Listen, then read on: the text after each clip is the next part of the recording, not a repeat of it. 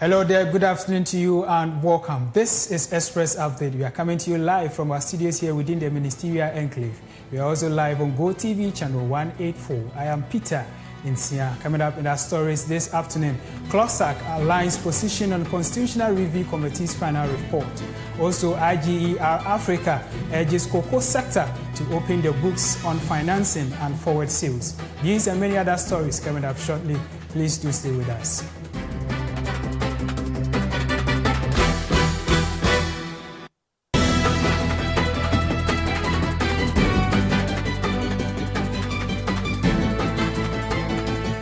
On to our first story, the Civil and Local Government Staff Association, Ghana, has expressed strong opposition to a proposal by the Constitutional Review Committee to make the Controller and Accountant General's Department an independent constitutional body.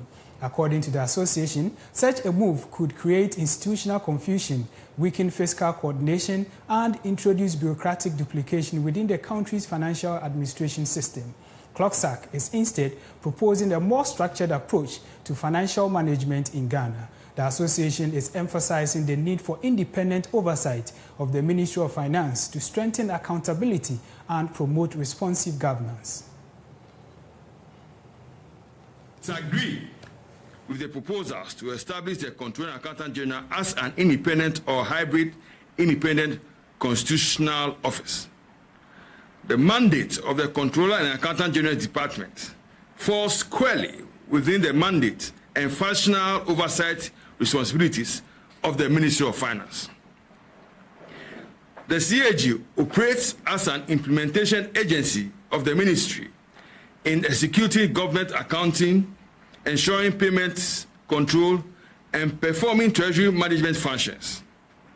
As part of the executive machinery responsible for implementing fiscal policy, the CAGD should remain administratively situated within the mandate of the Ministry of Finance rather than be structurally separated into an independent constitutional body. We disagree. Tax Constitutional Review Team, Dr. Daniel Appiah, reiterated the association's position, affirming that maintaining the existing structure would preserve accountability and coherence in public financial management. Accountant General's Department, one may ask, what exactly is their core function? And also, after budgetary approvals have been made, after payment approvals have been made by the Ministry of Finance, it is now the turn of the Ministry of Finance to now direct its department, that's the Controller and Accountant General's Department, now to ensure payments. And so the Controller and Accountant General's Department, at the end of the day, is an implementing agency or arm of the Ministry of Finance that ensures that payments is done for budgetary approvals or financial approvals that have been authorized by the Ministry of Finance. So once you now go ahead to make this an independent agency, it introduces another hurdle of bureaucracy. The question then is, why should it be an independent agency? The Constitutional Review Committee did not give a justification. That is one issue. They didn't give any justification as to why the Controller and Accountant General's Department should be made an independent agency. In our analysis and in reviews, we saw that if you look at Kenya, for instance, they have made their Controller of Budget an independent agency.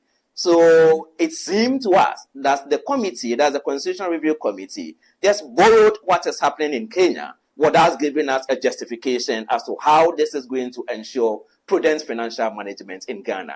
And we think that it could rather actually lead to delays when it comes to processing of staff salaries, when it comes to now processing of payments, if you make this an independent agency.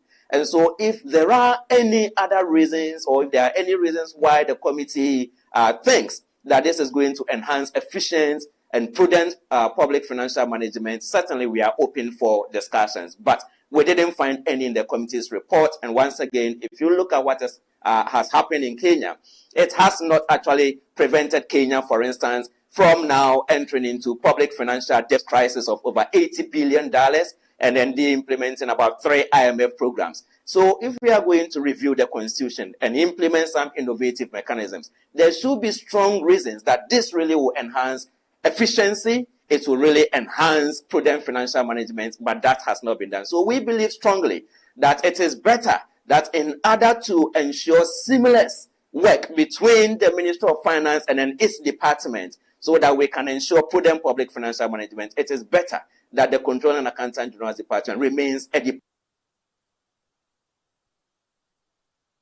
Welcomed other recommendations in the CRC report, particularly proposals aimed at strengthening political neutrality within the public service. The association says its review is intended to ensure that constitutional reforms enhance professionalism, preserve merit-based administration, and maintain the long-term stability and effectiveness of Ghana's public service system. 4. The organization warned that opaque financial and sales arrangements in the cocoa sector could undermine confidence in the value chain and threaten its long-term stability. IGER Africa called for greater disclosure of funding and forward sales agreements to enhance transparency, reduce financial risk, and strengthen accountability in sector transactions. Challenge. Away from Clogtv, the Institute of Governance, Ethics and Religion has urged key players in the cocoa sector to enhance transparency in financing and forward contracting practices to strengthen trust and sustainability in the industry. The appeal comes amid ongoing debate over cocoa sector governance, pricing reforms, and financial challenges, with stakeholders emphasizing improved market practices to sustain the industry and protect smallholder farmers.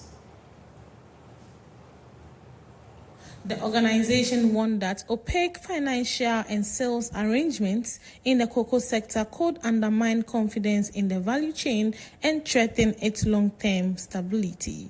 IGER Africa called for greater disclosure of funding and forward sales agreements to enhance transparency, reduce financial risk, and strengthen accountability in sector transactions.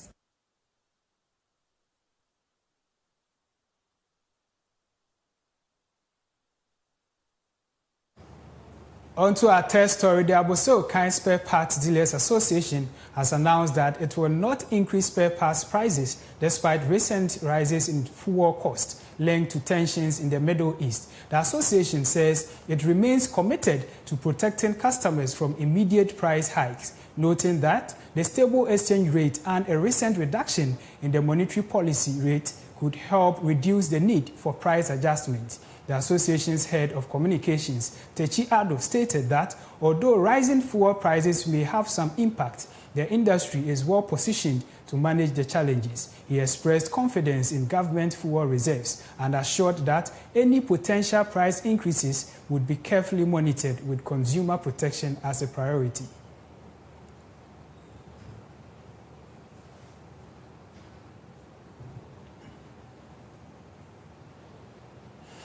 The National Petroleum Authority is set to enforce new petroleum pricing guidelines starting March 16, 2026, which will eliminate discounted fuel pricing by oil marketing companies and LPG marketing companies. According to the new regulations, all OMCs and LPG MCs must maintain consistent pricing across their retail outlets, ensuring that the pump price matches what is reported to the NPA.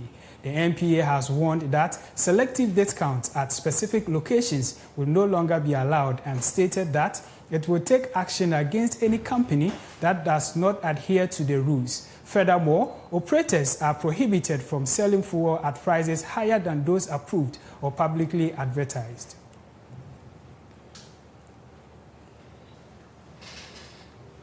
And on to our last story, U.S. President Donald Trump has announced plans to deploy the country's Navy to protect maritime shipping in the Middle East if necessary, in a bid to address the energy supply crunch sparked by the war with Iran.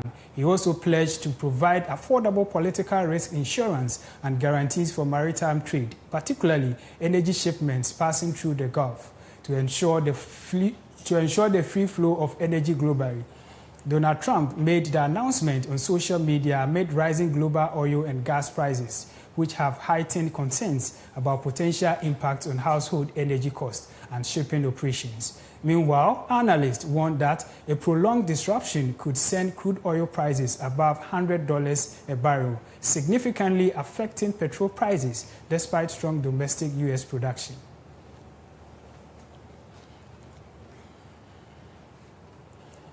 And this is all we have for you on Express Update. Thank you for staying with us. I am Peter Insia. Remember, the news keeps changing every day, but integrity must never change. Do enjoy the rest of our programs.